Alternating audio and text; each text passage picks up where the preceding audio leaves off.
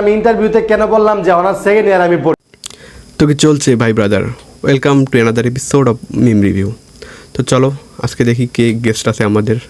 আমি ইন্টারভিউতে কেন বললাম যে অনার্স সেকেন্ড ইয়ার আমি পড়ি। আমি এরপরে ভিডিও বানিয়ে কেন বলেছি যে আমি পদার্থ বিজ্ঞান নিয়ে পড়ি।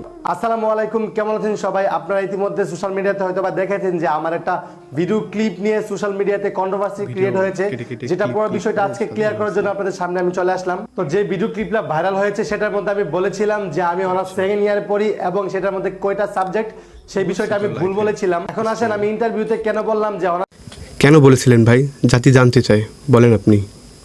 সেকেন্ড ইয়ার আমি পড়ি। আসলে ছোটবেলায় আমার পার্সোনাল কিছু সমস্যার কারণে লেখাপড়া চলাকালীন আমার 2 বছর গ্যাপ যায়। অ্যাকচুয়ালি আমি 2024 সালে কমার্স নিয়ে এইচএসসি পরীক্ষার্থী ছিলাম। 2024 সালে দেশের পরিস্থিতি এবং আমার বিজনেস দেওয়ার প্ল্যানিং চলতেছিল, যার কারণে আমি ওইদিকে ব্যস্ত হওয়ার কারণে আমি আসলে এইচএসসি পরীক্ষাটা দিতে পারিনি। এবং যারা আমার কন্টেন্ট দেখেন তারা অনেকেই জানেন যে 2024 সালে আমার বাবা মারা যায়। ঠিক ওই সময় আমার অনেক বড় একটা ডিসিশন নিতে হয়। বাবা মারা যাওয়ার পরে আমার জীবনে অনেক বড় একটা কালো অধ্যায় চলে আসে, যার কারণে আমি লেখাপড়া থেকে সরে এক কথায় বলতে গেলে আমি বিজনেসের দিকে একদম ঝুঁকে গেছি। আমার ফিউচার ব্রাইট করার জন্য আমি আমার বিজনেস এবং কন্টেন্টে মনোযোগ হয়ে যায় এবং আমি লাস্ট ইয়ারে এক্সাম দিতে পারি। তা না হলে আমি সবকিছু মিলিয়ে অনার্স সেকেন্ড ইয়ারে থাকতাম, হয়তোবা কোনো একটা কম্পিটিশন।